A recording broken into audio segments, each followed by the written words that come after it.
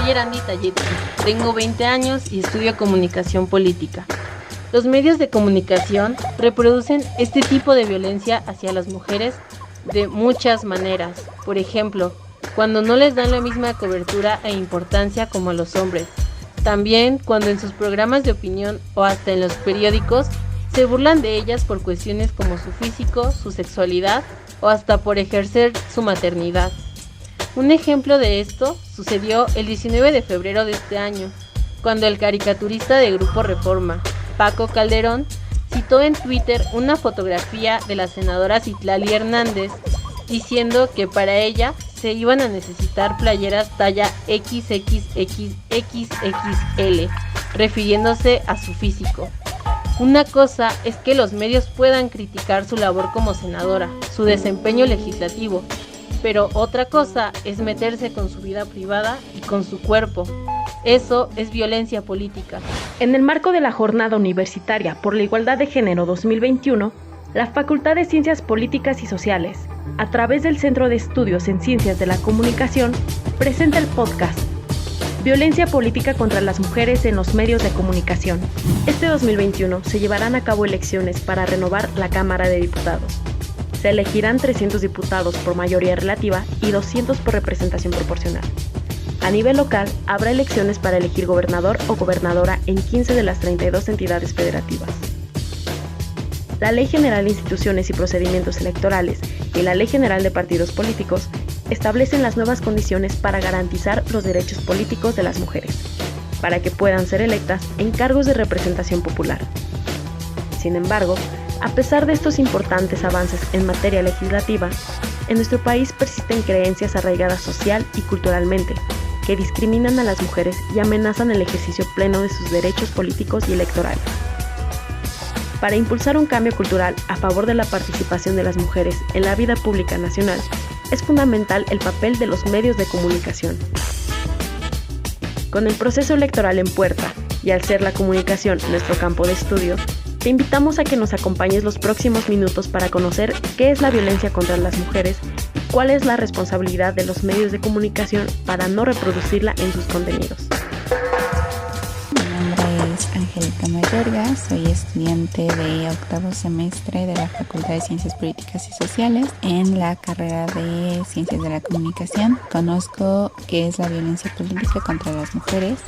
Es una forma de violencia que ejercen tanto las instituciones de gobierno como algunos personajes dentro de la política del gobierno, ¿no? En su mayoría hombres, en donde se limita el acceso a la mujer a participar en la política, ya sea como candidata de algún partido político para cualquier puesto político o para que se pueda desarrollar dentro de alguna instancia gubernamental por el simple hecho de ser mujer, porque se cree que no tiene las mismas capacidades que un hombre puede tener para desarrollarse en la política, para tener la astucia, para tener la perseverancia que se requiere en ese ámbito. La verdad es que las mujeres siempre han dado una larga lucha desde hace más de 3 siglos por tener derechos civiles y políticos, porque en el momento que se genera el pacto de quienes iban a tener la ciudadanía, las mujeres fueron excluidas. Lo que tenemos es que, posteriormente, a finales del siglo XIX y a lo largo del siglo XX, las mujeres van obteniendo la ciudadanía en diferentes partes del mundo, pero se pensaba que solo por el hecho de que las mujeres pudieran sufragar y tener derechos políticos iban a ser ellas integrantes de los espacios de toma de decisiones, y esto no fue así. Así es que tenemos una serie de investigadoras de América Latina, de México, de diversas partes del mundo, que empiezan a contabilizar que las mujeres no están igual representadas que los hombres. Y entonces se empiezan a investigar por qué no están representadas. Y entre uno de los elementos que se encuentran es que ellas viven una serie de violencias sistemáticas. La ley, después de todas estas reflexiones que se hacen en la academia por las mujeres que participan en los partidos políticos, se incorpora en la ley, y te voy a mencionar cómo es que lo define la ley. Esto se incluye en abril del 2020. Se define como toda acción u omisión, incluida la tolerancia, basada en elementos de género y ejercida en la esfera pública o privada, que tenga por objeto o resultado limitar, anular o menoscabar el ejercicio efectivo de los derechos político-electorales de una o varias mujeres al acceso al pleno ejercicio de las atribuciones inherentes a su cargo, labor o actividad, el libre desarrollo de la función pública, la toma de decisiones, la libertad de organización, así como el acceso y ejercicio a las prerrogativas, tratándose de precandidaturas, candidaturas, funciones, cargos públicos del mismo tipo. Y bueno, además hay 22 conductas que están consideradas como este tipo de violencia. Y para mí la violencia política contra las mujeres por razón de género tiene que tener 3 elementos. El primer elemento es que se dirige en contra de una mujer. Este tipo de violencia siempre se dirige en contra de las mujeres. Segundo, por el simple hecho de ser mujeres. Esto quiere decir que está basada en elementos de género. Y tercero, que tiene como finalidad u objetivo el menoscabo de los derechos políticos y electorales de las mujeres. Ahora, algo que yo destacaría como un gran avance de la definición legal que ya tenemos de violencia política contra las mujeres por razón de género es que en el artículo 3 de la Ley General de Instituciones y Procedimientos Electorales se establece que también la tolerancia puede implicar violencia política contra las mujeres por razón de género. Es decir, no solamente la persona violentadora es directamente responsable, sino si yo me estoy dando cuenta que una mujer está siendo violentada y no hace absolutamente nada, bueno, pues entonces también hay cierta responsabilidad. Sin embargo, este es un concepto que yo podría decirte como académica que es un concepto polisémico. En la academia lo seguimos discutiendo. Algunas personas hablan de violencia política de género, algunas otras violencia política contra las mujeres en razón de género. Es decir, todavía no tenemos como un consenso respecto a exactamente cómo nombrarlo, pero en lo que sí hay un consenso es que las mujeres están viviendo situaciones de violencia porque hay un ordenamiento simbólico en estos espacios públicos que buscan mantenerlas en el ámbito privado y negar los derechos de voz y de toma de decisiones de las mujeres. Hablar sobre casos específicos de violencia política contra las mujeres implica mostrar no solo lo que ocurre en estos espacios políticos, sino también parte de la violencia sistemática que viven y vivimos a diario las mujeres, la cual es invisibilizada y normalizada. Aun cuando ha habido un aumento en la participación y representación política de la mujer, esto no ha causado que la violencia pare, al contrario, siga aumentando. Esto se mostró en el proceso federal electoral del 2018, en donde candidatas fueron víctimas de violencia política y sus casos fueron difundidos en los medios de comunicación, como lo que ocurrió con Nestora Salgado García, candidata al Senado en el estado de Guerrero por Morena, quien denunció al entonces candidato a la presidencia José Antonio Meade, pues en el segundo debate presidencial y posterior a este, la señaló como responsable de secuestro y delincuencia organizada, a pesar de ya haber sido exonerada. De igual forma, el caso de Beatriz Mojica Morga, quien como precandidata al Senado de la República de la coalición Por México al Frente, denunció al diputado federal del PRD, David Jiménez Rumbo, porque en una conferencia de prensa el diputado pidió que no votaran por ella y realizó expresiones despectivas y discriminatorias en su contra al acusarla de traidora y al apodarla la Malinche.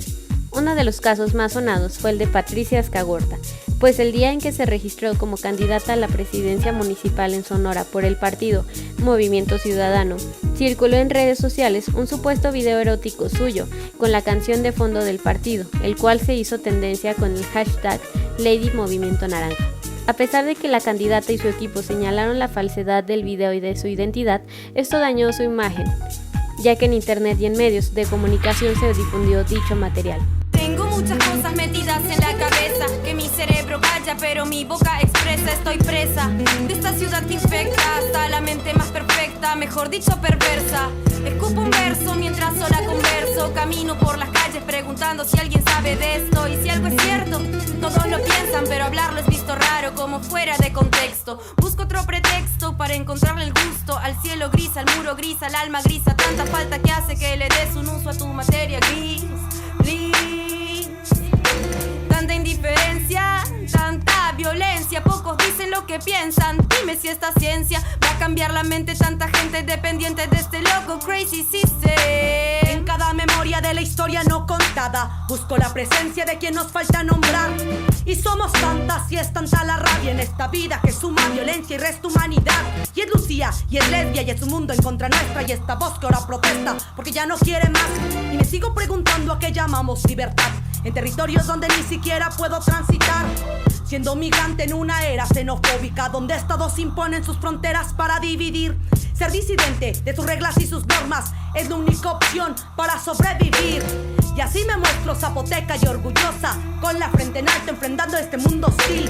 Y así me muestro zapoteca y orgullosa, con el hip hop como mi herramienta para resistir. De vernos mostrar bien y sonreír para caer bien y ser partícipe de acciones que denigra a la mujer. Nuestro deber es despertar a más mujeres que están ciegas, que no ven que son guerreras, no maniquis del sistema. Obreras textiles construyeron con sus manos mi futuro y conmemora a la mujer trabajadora. Con orgullo me enrumbó junto a Feni la Pantera, junto a Tania Micael y como Rosa Luxemburgo. Ni atrás ni adelante, yo camino al lado, porto y acompaño. Me consuelo García, seguiremos el legado. Si tengo que pelear por los míos lo hago. Sé que morir luchando yo no me acobardo contra este sistema que contra ti violenta, insulta, utiliza, ataca, esteriliza y te quita la ilusión de ser madre algún día.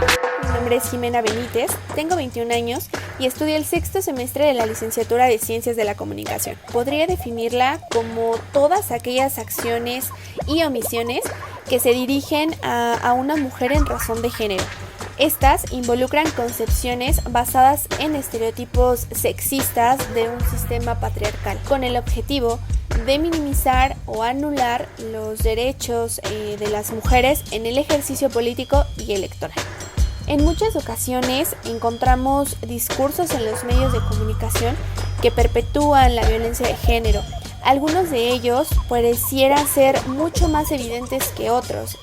Uno de ellos pues es la diferenciación en la cobertura periodística y el tratamiento informativo de los datos, en donde predomina un impacto desventajoso para las mujeres, donde se imponen y se resaltan visiones discriminatorias, así como pues también podríamos hablar de los tiempos desiguales e incluso el silencio e invisibilidad de los pronunciamientos de las candidatas.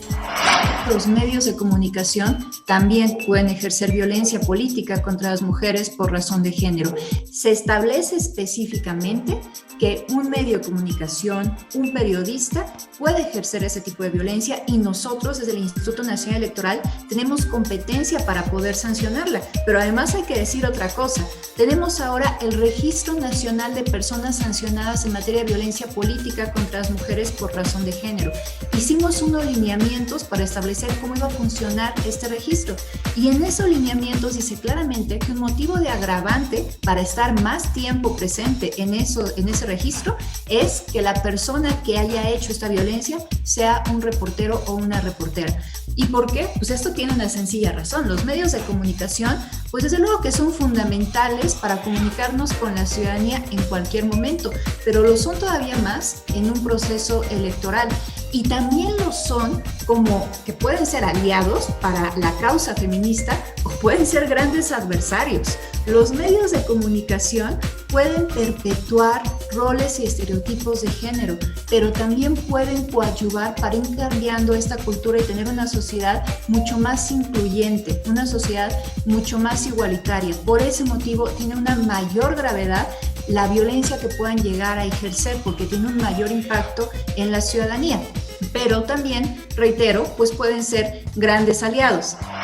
¿Cuál sería la responsabilidad justamente de los medios de comunicación respecto a la violencia política contra las mujeres? Pues creo que es fundamental que la violencia política va de la mano con la violencia mediática. La violencia mediática es un apéndice o es una extensión de esta violencia política. ¿Por qué?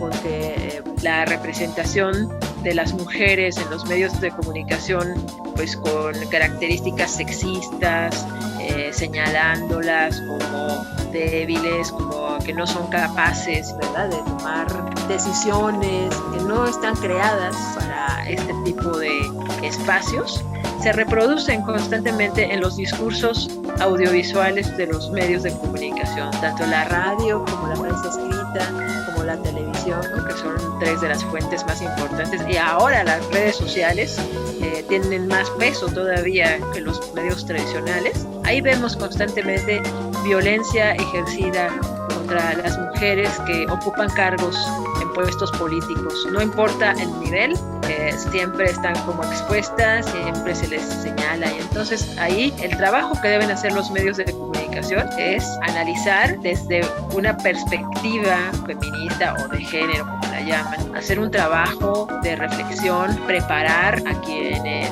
cubren las noticias, a quienes buscan las fuentes informativas para observar ese tipo de cuestiones y cuidar, por ejemplo, el lenguaje no sexista e incluyente, que tenga estas características donde no violente, no humille, no discrimine, no omita los saberes de las mujeres, su presencia, eso por una parte. Otra, cuidar mucho aspectos, sobre todo si van a verse en la televisión, cuidar que las imágenes también tienen rasgos o sesgos sexistas a veces muy fuertes, discriminatorios.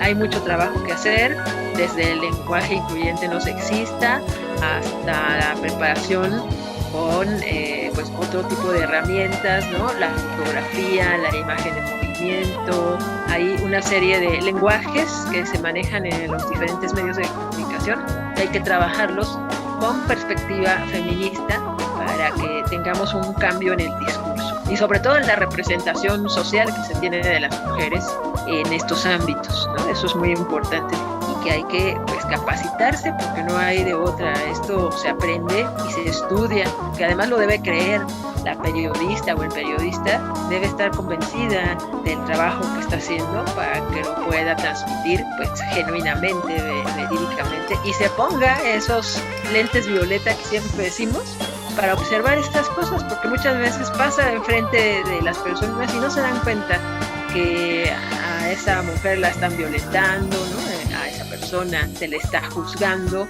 O sea, hay que desaprender unas formas para aprender nuevas y evitar tanto la violencia política como la violencia mediática, que incluso ya están señaladas y constituidas, tipificadas como delitos en la ley para una vida libre de violencia de las mujeres.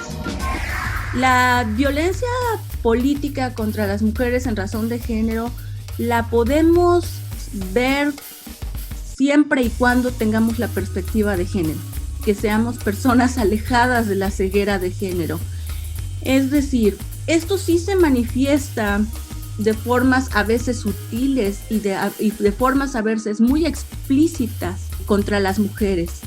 El proceso electoral 2017-2018 tuvo la mirada de varias personas de las ciencias sociales para identificar dónde y cómo estaban este tipo de violencias y qué impacto tenían las mujeres. Por ejemplo, el INE hizo un documento que se llama Estudio de Interseccionalidad de la Perspectiva de Género en la Cobertura de Medios en el marco del proceso electoral. Y allí dieron un seguimiento respecto a cómo se expresaba la discriminación, ¿no? Entonces identifican que había notas negativas contra las candidatas, pero esto era mucho mayor cuando estas candidatas pertenecían a una identidad específica como ser personas indígenas o ser personas con discapacidad. Entonces se identifica cómo es que los estereotipos van situando de una forma a los varones y a las mujeres las sitúan a los márgenes de la sociedad, ¿no? También a las personas trans las excluyen de este tipo de procesos, o cuando las nombran a ellas, a las personas trans o a las personas indígenas, las consideran como exóticas o personas marginadas y sin acceso a los bienes más básicos de la sociedad moderna. También organizaciones de la sociedad civil organizada como el colectivo de luchadoras y otros hacen un seguimiento en los medios de comunicación y se dan cuenta del papel de los estereotipos. Entonces la pregunta inicial es, ¿cómo la podemos identificar? Bueno, cuando tienes los lentes de la perspectiva de género o eres una persona convencida de que este mundo tiene que cambiar, empiezas a detectar los estereotipos, te saltan así a la vista. Entonces identificas que a las mujeres, por ejemplo, las relacionan con su parentesco, con las parejas que han tenido, hablan de su vida privada y no les afecta de la misma forma que si hablaran de los hombres, porque en la construcción de masculinidades, por ejemplo, a los hombres les pueden hablar de que tienen diferentes parejas, pero socialmente eso es vivido como, pues qué galán, qué conquistador, ¿no? Pero a una mujer sí le empiezan a hablar de ella, pues de pronto dicen, pues es que se acostó con todo el cabildo, ¿no? Y entonces eso sí tiene afectaciones en la forma en la como ellas lo viven y en la forma en la que lo percibe la sociedad. Y me parece que es indispensable también que tengan una cobertura igualitaria en cuanto a las campañas que hacen las candidatas y los candidatos y que den también el punto de vista de ellas. A mí me parece dramático advertir que nosotros hemos hecho monitoreos para dar seguimiento a los noticieros y medios de comunicación para ver la cobertura que dan a candidatos y candidatas. Y entonces, bueno, pues es un hecho que tenemos ya el principio de paridad de género y tenemos postulaciones igualitarias de hombres y mujeres, pero no se les está dando el mismo seguimiento y eso implica que las dejen desventaja porque simplemente las mujeres pues no son conocidas, ¿no? Por la ciudadanía o por lo menos en la misma dimensión que los hombres. A los hombres hemos visto que se les da una cobertura 3 veces mayor que a las mujeres, entonces claramente pues si la ciudadanía no las conoce pues más difícilmente las va a votar. Entonces creo que ese es un factor. Desde luego si se les da una cobertura sexista, una cobertura que reproduce roles y estereotipos de género, bueno, pues tampoco coadyuva en nada para cambiar este imaginario colectivo del lugar al que supuestamente pertenecen las mujeres y que no es el público.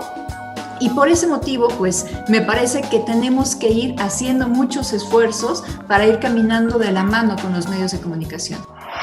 La verdad es que dándonos cuenta de que sí habíamos tenido en otras elecciones una cobertura que no era inclusiva y que muchas veces llegaba a ser discriminatoria, y también tomando en consideración un manual para comunicadores y comunicadoras del Fondo de Población de Naciones Unidas en Honduras que señala este problema con mucha claridad cuando dice que las noticias son parte del problema de la violencia contra las mujeres y representan a las víctimas como responsables de su propio abuso. Cuando se preguntan qué ha hecho la mujer para provocar la violencia, cuando excusan al agresor porque está obsesionado o enamorado o de cualquier otra forma, y también cuando representan al agresor como un psicópata mientras ignoran la naturaleza de la violencia contra las mujeres. Al advertir todas estas cuestiones y también la posibilidad que tenemos, pues nosotros simplemente de cercanía con los medios de comunicación, porque tenemos ahí una fuente permanente de medios de comunicación que le está dando seguimiento a todo el trabajo del INE y que además se refuerza en proceso electoral, pues pensamos no podemos dejar de desaprovechar, ¿no? O dejar de pasar esta oportunidad para que nosotros tengamos este acercamiento y también demos herramientas adicionales a los medios de comunicación para que hagan una cobertura inclusiva. Fue así como surge la Guía para Medios de Comunicación y Partidos Políticos, que hace una cobertura de los procesos electorales libres de discriminación. Ahora, esta guía pretende sensibilizar y concientizar a través de la presentación de datos duros que me resultan contundentes, como por ejemplo que en los procesos electorales locales 2015-2016, el 2.3 de los spots que analizó el INE revelaron estereotipos de género, o como que después de una revisión de 117 horas de 9 noticieros en radio y televisión correspondientes a las campañas para las gubernaturas de Sonora, Nuevo León y Colima, se advirtió que tanto la cobertura como el tipo de preguntas que se les plantearon por parte de periodistas a las candidatas no estaban relacionadas con sus propuestas políticas ni con su trayectoria profesional, sino con cuestiones relacionadas con su físico, su forma de vestir, su rol de madre y esposa y con las profesiones de sus parejas sentimentales. Ahora, esta guía, una vez que presenta estos datos duros, explica qué es la discriminación y los estereotipos de género y por qué constituyen estos una forma de discriminación. porque desgraciadamente hay muchas conductas sexistas que han sido normalizadas y ya ni siquiera nos cuestionamos si son correctas. Por eso es importante hacer este ejercicio de concientización. La guía también da algunos ejemplos de coberturas estereotipadas que son reales, no son ejemplos inventados, para ilustrar mejor de qué estamos hablando. Por último, la guía da algunas recomendaciones para lograr una cobertura libre de discriminación en los medios de comunicación y en los promocionales de los partidos políticos, con el uso de perspectiva de género y de lenguaje incluyente. La mula no era arisca, pero la hicieron. La niña no era feminista, pero aquí nos vemos. Compas creemos, machitos no sabemos, porque es normal que los lobos pintan piel de cordero. Y es que hay que ver quién critica bajo qué normas. Si soy yo la que está mal o eres tú quien se conforma. Si no quieres saber nada de mí por mi pensar, que es más fácil desde tu privilegio juzgar mi andar. ¿Y qué más da? Una asesinada más. Si seguro mi protesta es para quitarte tu lugar. Qué irracional, mi discurso radical, exigir que las minorías tengamos respeto igual.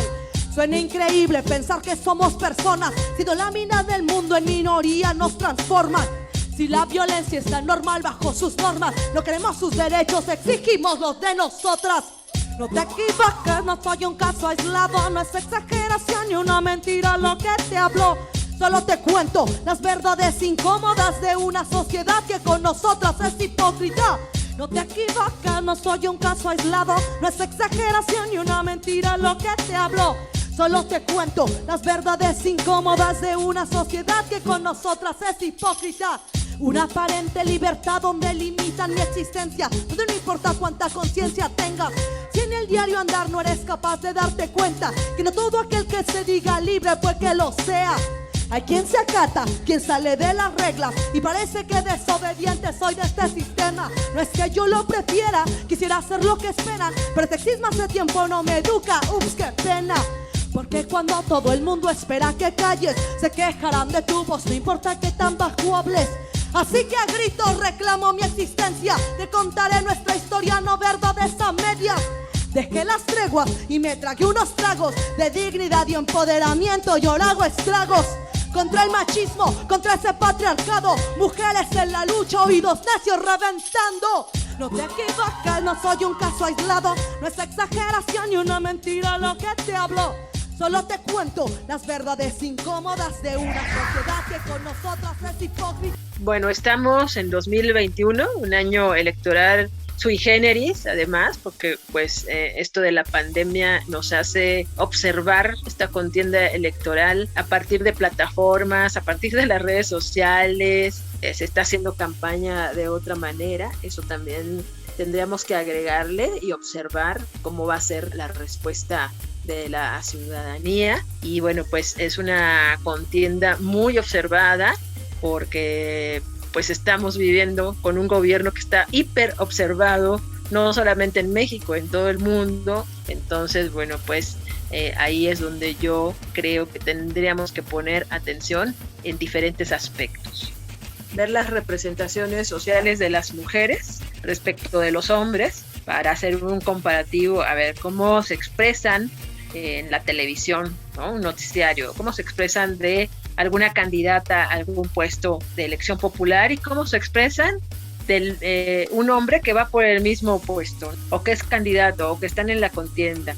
Si hace referencia, por ejemplo, más a sus aspectos físicos o sacan historias que tienen que ver más con su vida privada, amorosa, afectiva, que con sus propuestas, ¿no?, de plataforma política. Ese tipo de cuestiones son como muy observables. Otra, que lea y que vea las palabras. Las palabras, yo digo, siempre son poderosas, tienen valores, hacen juicios de valor.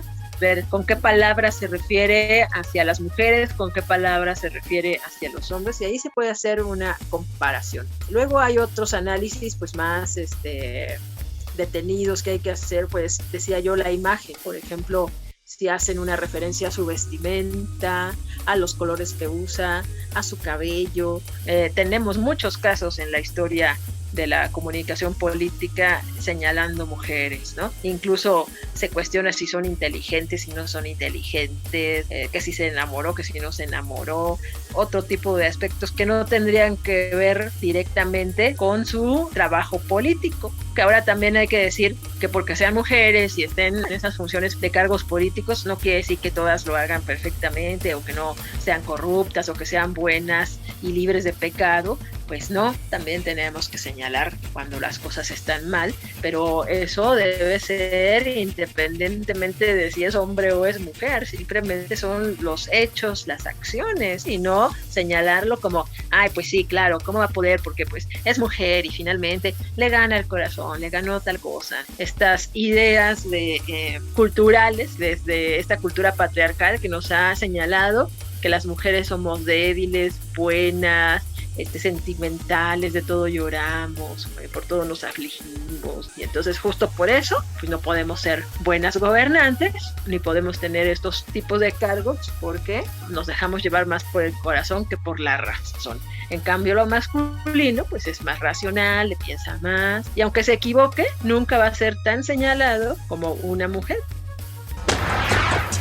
Soy Mariana Cristina Chávez Pedrosa, de la carrera de Ciencias de la Comunicación de la Terminal de Periodismo. La desigualdad y discriminación que viven las mujeres y las niñas es un problema social, por lo que la facultad puede servir para habilitar espacios de análisis que describan no solamente este tipo de problemáticas, sino que nos puede dar paso a buscar soluciones y a conectar con otros espacios académicos y no académicos, espacios comunitarios, autónomos, etc. Desde mi punto de vista, creo que este podría ser la principal importancia de que se hable sobre derechos humanos de las mujeres y las niñas y su participación política en espacios institucionales, como puede ser la universidad. La violencia política contra las mujeres, específicamente en los medios de comunicación, es algo que ha tomado mayor visibilización hoy en día porque hemos visto tal vez más frecuente sobre estos casos que hay en las elecciones, mucho más evidentes, en estas prácticas y expresiones que las mujeres no puedan tomar ciertos cargos. Justo son estos medios en donde se concentran estos significados, en donde debemos de poner atención para poder hacer cambios realmente radicales. Si bien todos contribuimos a crear significados en cierta sociedad, los medios de comunicación son una gran institución, son una matriz de significación bastante relevante. Si queremos realmente un cambio en temas como estos, necesitábamos modificar cómo se maneja la información, específicamente cómo se maneja la perspectiva que tenemos de las mujeres, las expresiones que hacemos de ellas, cuáles legitimamos y cuáles no. En su caso, la universidad tiene un gran papel también, igual que los medios de comunicación, en incorporar estos temas como la violencia política contra las mujeres, porque el alumnado, cada vez más viendo la realidad social en la que se mueve, necesita comprenderla. La universidad tiene un gran compromiso para dar a estas generaciones esta información, los elementos para poderla entender, para poder comprenderlo y para poder intervenir en esta realidad social. Me parece que son temas que tendrían que incorporarse a la parte curricular de las universidades para que los alumnos no los descubran al final de su carrera o que lo vayan incorporando de manera intuitiva. Me parece que una incorporación al mundo académico desde sus inicios en sus respectivas licenciaturas podría ayudar para poder ir criticando y poder ir aportando también a la vez más hacia estos temas. Soy Jessica Paulina Cano Santander, secretaria académica y profesora en el Centro de Estudios en Ciencias de la Comunicación de la Facultad de Ciencias Políticas y Sociales de la UNAM.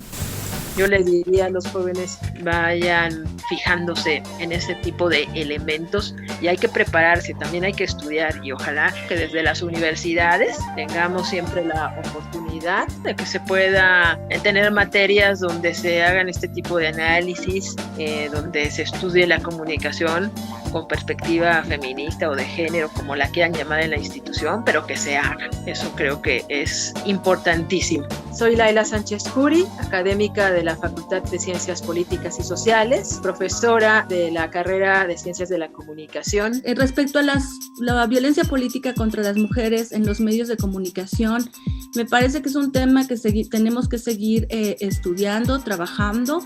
Invito a las y los alumnos, a las y a los especialistas, a que sigamos, que demos seguimiento a este proceso electoral que va a ser amplio.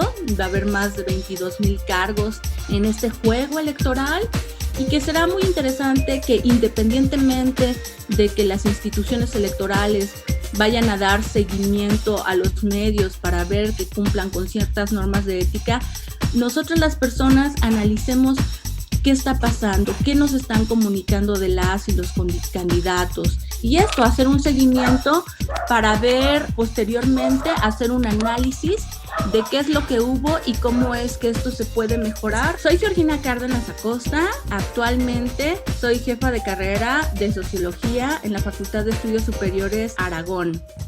¿Qué recomendaciones se pueden dar? Siguiendo esta guía, y una recomendación que me parece muy sencilla de aplicar y que además cuando se hace resulta muy divertido, porque cuando vemos ¿qué pasaría si hago esta misma pregunta a un hombre? Pues suena ridícula. Y entonces es ahí donde nos damos cuenta que está cargada de estereotipos de género, ¿no? Esta famosa regla de la inversión. ¿Qué pasaría si yo hago una cobertura de un debate y entonces se me ocurre decir: llegó la candidata viéndose guapísima, espectacular, con un cuerpo bastante bien torneado, y que entonces después haga el ejercicio y si pongo un candidato, llegó el candidato espectacular, guapísimo al debate, vestido de manera impecable, con un cuerpo muy bien torneado, dices, de verdad no lo pondría. ¿Por qué si lo voy a poner en el caso de una mujer? También ponemos una lista de verificación, que son algunas preguntas clave como para ver si se hizo o se está haciendo una nota cargada de estereotipos de género, ¿no? Como, por ejemplo, la historia está centrada en la vida personal, en el físico o en la vestimenta de la candidata, voy mal. Se aborda su relación con su pareja, su expareja o su estatus marital. Se asume que su participación o incursión en la esfera pública le costará más trabajo que a un hombre, ese tipo de preguntas. Y por último, algo que es fundamental y que muchas veces se menosprecia, pero que es el uso del lenguaje incluyente. La verdad es que estoy convencida que es una manera muy sencilla de visibilizar la simple existencia de las mujeres, que estamos ahí y que también podemos formar parte del debate público. Decían por ahí también las feministas de los 70s que lo que no se nombra no existe. Si ni siquiera nos nombran, pues ni siquiera se va a visibilizar que estamos en el espacio público también. Mi nombre es Dania Rabel, soy consejera del Instituto Nacional Electoral. Agradecemos a todas las personas que participaron en la realización de este podcast. Esta fue una producción de la Facultad de Ciencias Políticas y Sociales a través del Centro de Estudios en Ciencias de la Comunicación en el marco de la Jornada Universitaria por la Igualdad de Género 2021.